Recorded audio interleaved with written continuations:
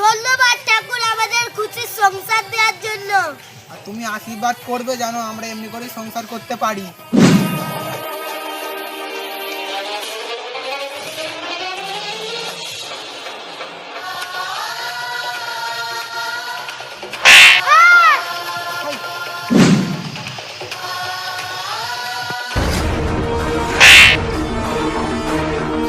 আমার মেয়েকে আমাকে বাঁচাতে হবে।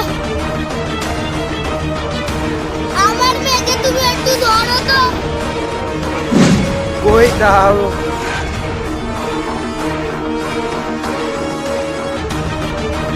আমার পিছনে অনেক গুন্ডাপটি আছে, তুমি আমার মেয়েকে সুরক্ষিত রাখবে।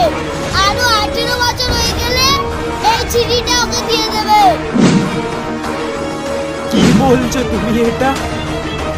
আমি আর কিছু বলতে পারছি না। ঠিক আছে, আমি এক্ষুনি ওখানে যাচ্ছি, আর আমি বিয়ে করবো না। তুই তো আমাদের অবস্থা জানিস, এই বিয়েটা করে নে তুই। ঠিক আছে, যে তুমি বলছো বলে আমি কিন্তু এই বিয়েটা করে নিয়েছি।